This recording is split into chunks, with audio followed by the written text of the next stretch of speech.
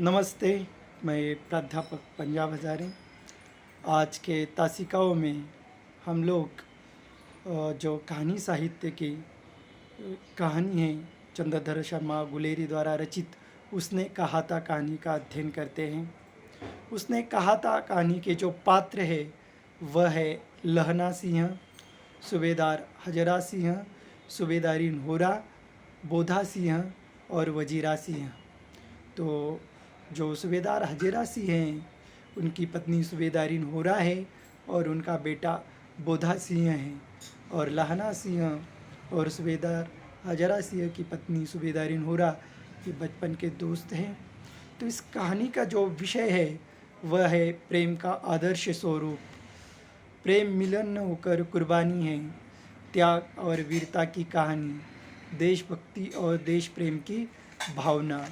तो उसने कहा था कहानी में दो स्थानों का वर्णन है, अमृतसर का और यूरोप के युद्ध भूमि का। कहानी के आरंभ में अमृतसर का वास्तविक वर्णन है।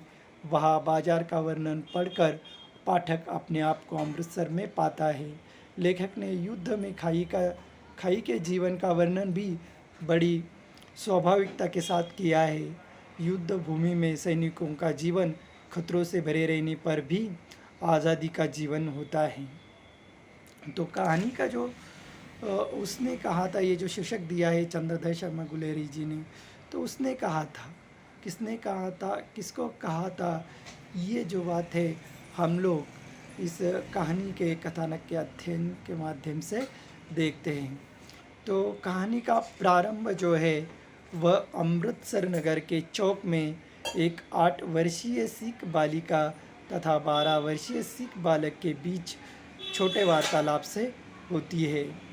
दोनों बालक बालिका अपने अपने मामा के यहाँ आए हैं और बालिका व बालक दोनों सामान खरीदने बाजार आए थे। तो ये जो कहानी है, कहानी की कथा वस्तु है, स्वाभाविक प्रेम और त्याग का अनुपम उदाहरण है।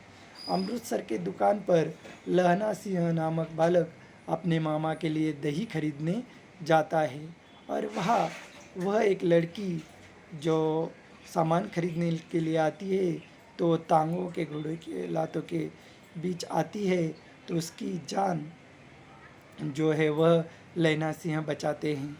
और वही लड़की भी बढ़िया खरीदने के लिए उस दुकान पर आई थी। दुकानदार दूसरे ग्राहकों से उलझा था। इसी बीच में बालक बालिका में बातचीत होती है और बातचीत से पता चलता है कि बालक गुरु बाजार में अपने मामा के यहाँ आया हुआ है और बालिका अपने मामा अत्ते सिंह के बैठक में रहती है। चलते समय बालक पूछता है उस बालिका से कि तेरी कुड़माई हो गई, यानी तेरी शादी हो गई। तब बालिका धत कहकर भाग जाती है और यही सिलसिला कई दिनों तक चलते रहता है। एक दिन बालक के प्रश्न में उत्तर में बालिका कहती है कि हाँ हो गई, ये जो रेशम की जो शालू है वो आपको दिखाई नहीं देता है कि मेरी शादी हो गई। तो ये बात सुनकर बालक के हृदय में जो है वह न जाने क्यों दुख से क्षुब्ध हो जाता है।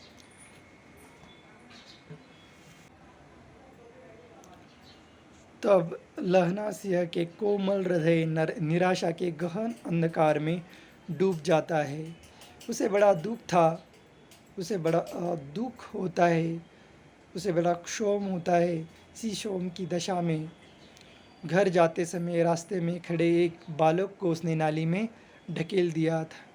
एक छावड़ी वाले की दिन भर की कमाई नष्ट कर दी थी। हृदय के दुख और निराशा के कारण उसे सभी से घृणा या विरक्ति हो गई थी। आकारण ही उसने एक कुत्ते को पत्थर मारा था, गोभी वाले के ठेले में दूध गिरा दिया था। अपने भावों के गंभीर समुद्र में वो ऐसा डूबा था कि सामने से नहाकर आते हुए वैष्णव से टकरा गया था और वैष्णव ने भी उसे अंधे की उपाधि दी थी। तो इस प्रकार रास्ते भर दुख और शोम की ज्वाला में सुलगता हुआ वह घर पहुंचा था। तो इस प्रकार जो बालक जो था वह उसका नाम था लहना सिंह, और वो जो बालिका थी वो बाद में सूबेदारिन के नाम से हमारे सामने आती है। और यही जो पहला भाग है कहानी का समाप्त होता है। और इस घटना के 25 साल बाद कहानी का दूसरा भाग शुरू होता है कि लहना सिंह युवा हो गया है और जर्मनी की लड़ाई में लड़ने जाने वाले सैनिकों में भर्ती हो गया है, और अब वह नंबर 77 राइफल्स में जमादार है। एक बार वह 7 दिन की छुट्टी लेकर अपनी ज़मीन के मुकदमे की पैरवी करने घर आया था, और वही उसे अपने रेजिमेंट के अफसर की चिट्ठी मिलती है कि उसे और बोधा सिंह दोनों को लाम पर यानी युद्ध पर जाना है। अतः वह साथ ही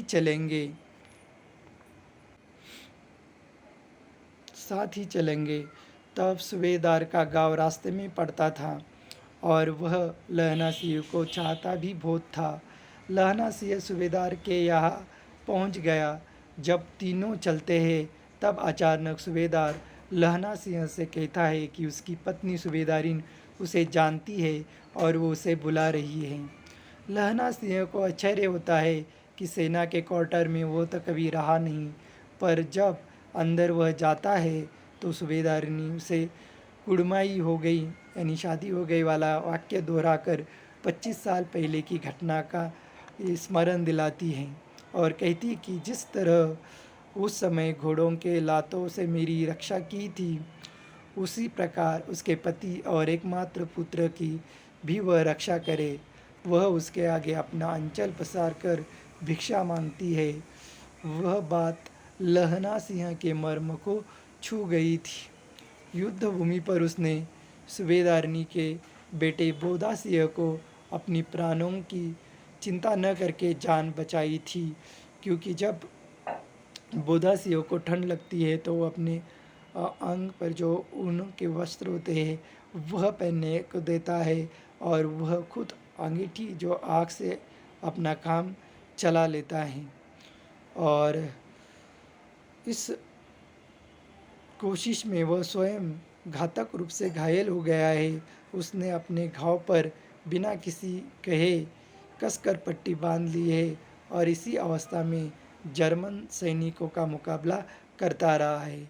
शत्रु पक्ष की पराजय के बाद उसने सूबेदारिन की जो पति सूबेदार हजारा सिंह और बोधा सिंह दोनों को गाड़ी में सुकुशल बिठा देता है, और कहता है कि सूबेदारिन हुरा को चिट्ठी लिखो तो मेरा मत्था टेकना, लिख देना, और जब घर जाओ तो कह देना कि मुझसे जो उन्होंने कहा था वो मैंने कर दिया। सूबेदार पूछता है रह गया कि उसने क्या कहा था कि गाड़ी चल दी।